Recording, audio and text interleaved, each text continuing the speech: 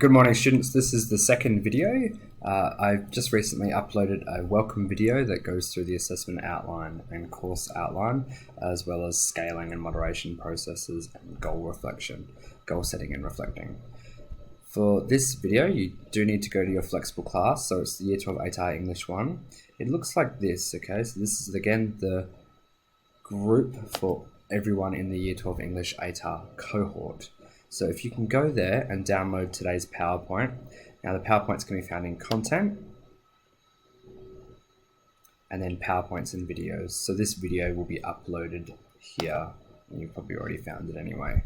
So you'll see after it's done, it will be uploaded there. So if you go to the short answer PowerPoint lesson 2 and download that, and we'll get started.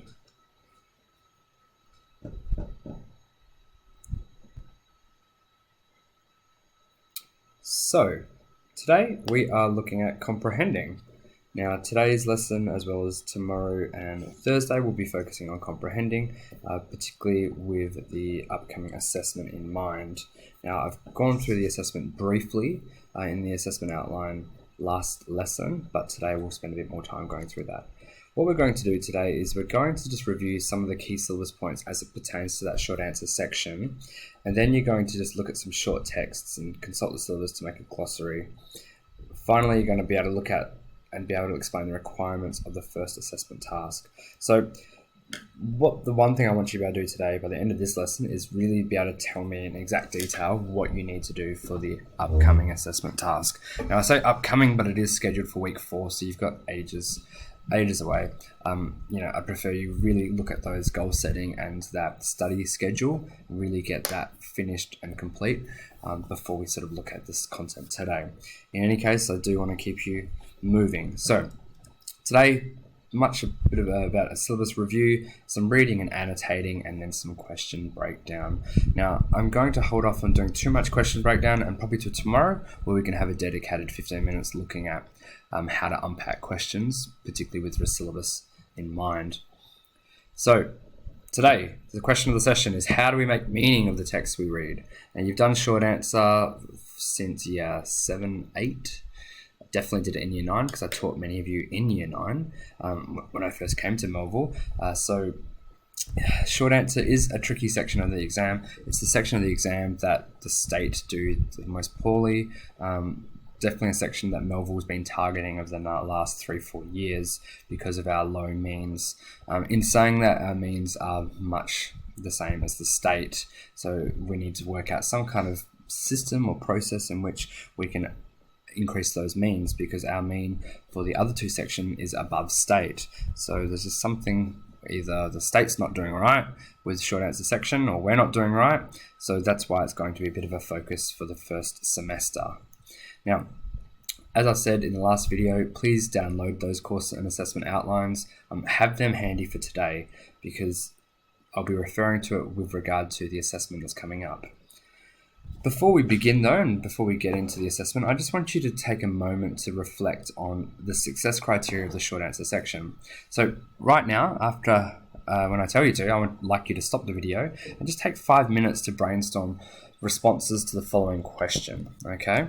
So what is a marker looking for in an effective short answer response? So take 5 minutes just to dot point. What is a marker looking for? Pretend I'm the waste marker, I'm sitting down, I'm ready to read, thousands of responses for this waste exam. What am I looking for, and what's going to set your response apart from other people's? So just take a moment to pause and brainstorm as many as you can. Okay, hopefully you came up with a extensive, exhaustive list. Now, think about how you could categorize these responses. Could you put some together under language, some under something else? What categories could you use? So just take a moment again to pause and see if you can put them into 2 or 3, maybe 4 categories.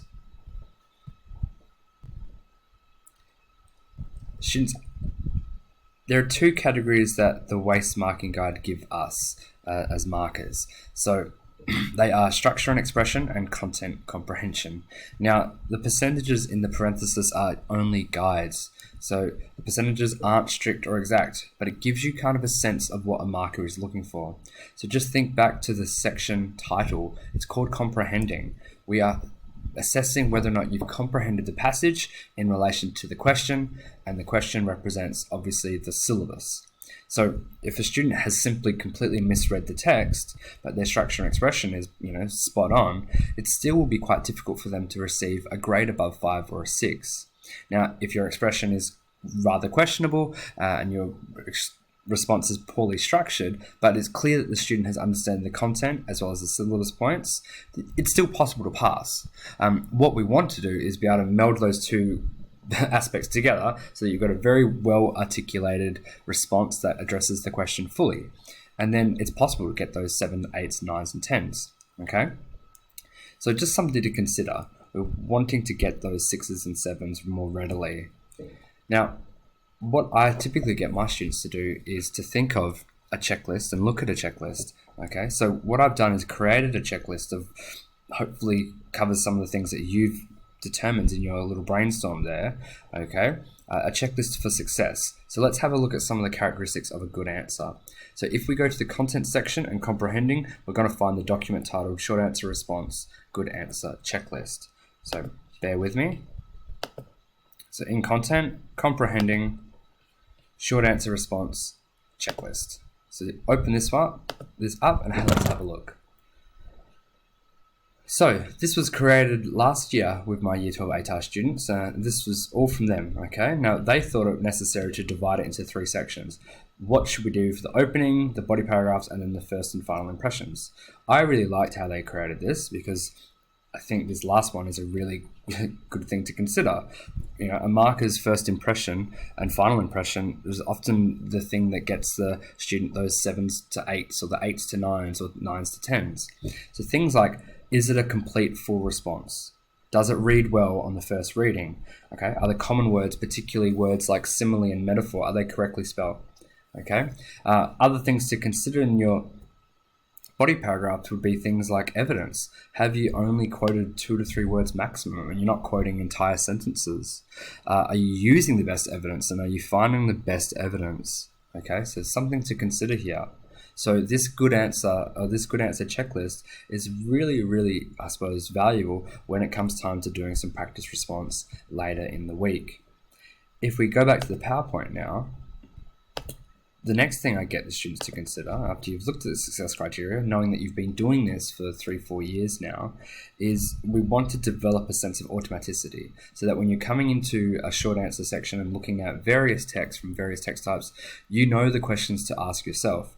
Now, yes, there's going to be a question on the page that you have to address, and that question will have the syllabus terms in it. However, whenever we approach any text, we have some critical questions that we need to ask. So these are questions that you need to be asking no matter the text type, the genre, or the subject matter. So, for example, whenever I'm watching a film, the first thing I'm always doing is considering how could I teach this? How does this fit the syllabus? It's quite frustrating because you never really look at something for the sake of enjoyment, but you always watch it to see what could be ascertained, learnt, okay? What learnings can be made. The most recent example is I watched Parasite last night, and wonderful text, won the Academy Award for Best Picture, a great Korean film, and I'm just looking at ways that I could perhaps teach it this year. Because I'm always doing these things, I'm asking these questions even without thinking about it. Now, good readers do this, critical readers do this automatically, and I like to use the kind of analogy of like driving a car. Now, I think it's probably a good example to use given that many of you will be getting your P plates very soon.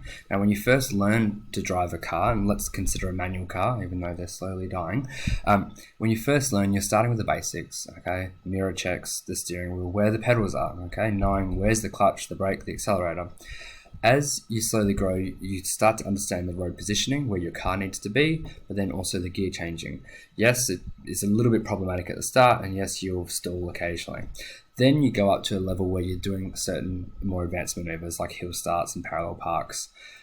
Over time, it becomes subconscious. It becomes automatic. Now, we want to develop you as critical readers to develop this automaticity. We want you to be able to ask these questions of any text, even without being prompted, so that when you get into an exam situation, you're considering this, even if the question's not asking for it. Why? Because you're going to be ensuring that there's complexity and depth in your response. So what are these questions? Let's have a look. So these are basic. I use these same questions when I teach Year 7 GATE students, okay? What do I think are the main ideas of each text? How does each text represent people, places, and events? The generic and language conventions, okay? Can I make any observations about context? Does my context, okay? Don't forget your role in your response to a text.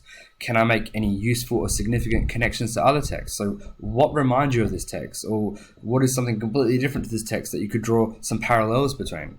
Am I resistant to the dominant reading of any text? And we're going to be spending quite a bit of time this year looking at resistant and dominant readings, because it has cropped up in the exam for the last 3-4 years.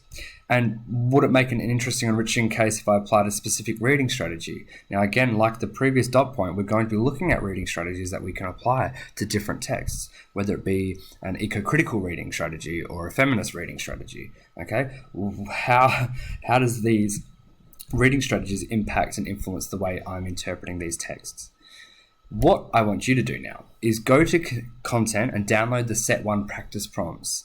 Now, what questions could we ask of these texts before we answer them? What I want you to do is make a note of these responses.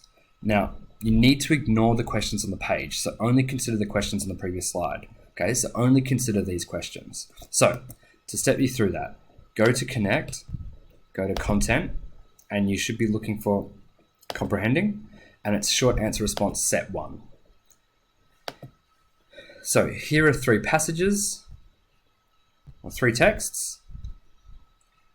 Now what I want you to do is ignore the questions that are written at the bottom, and I want you to look at each text individually and consider these questions here.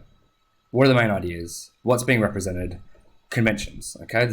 You could annotate for conventions if you like. What connections can you make? Okay, so maybe you're looking at this, and what connections can you make between this and other film posters or other film posters of the same genre? Okay, is there something similar that you've seen? Maybe certain creature feature films, or like I'm thinking movies like Godzilla or The Blob or any other terrible film. Sorry, that's my view. A terrible film of this genre. What connections can we make there? Okay, now, I don't want you to answer the question at the bottom of the page. So ignore the question on the page, only consider the questions on the previous slide, so these slides here, because we're going to look at those questions later on. Now, that's just your little bit of homework. It shouldn't take any more than sort of 15-20 minutes, okay? Developing some responses to those critical questions. Now, for the last 2 minutes, I'm just going to explain the upcoming assessment task, okay? So, this is straight from your assessment outline.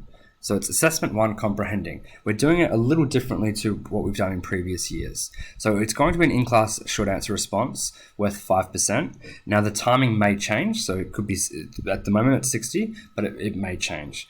Now the task brief.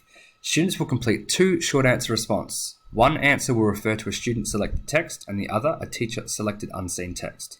Both questions must be answered in one lesson, but the student chooses which text to use for each question. Respond in 200 to 300 words to each of the questions below based on the content for week 1 to 3. So, separated into 2 parts essentially. Part 1, you're going to do some additional study or additional research and finding texts that you feel would be appropriate for a short answer response. So you could be searching for film posters or articles. You could find books in your home library and opening up the first chapter and finding a narrative passage that would work for this type of text. What you'll be able to do is to bring approximately 5 texts to the assessment day. So on the assessment day, you'll be given 2 questions and you'll be given 1 unseen text. Now the text may be imaginative, persuasive, interpretive, or visual or non-visual, okay? But then what you need to do is to determine which question you will use for the unseen prompt that I'm going to give you, and which question you will use for any one of the texts that you have decided to bring. Remembering you only need to do 1.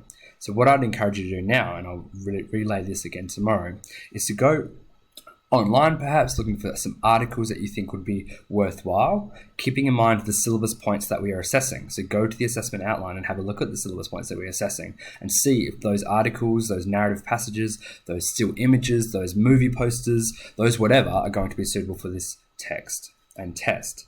Now, next lesson, what we're going to do is we're going to focus on comprehending success criteria, language features, and deconstruction amongst practicing responses. Thank you. Bye.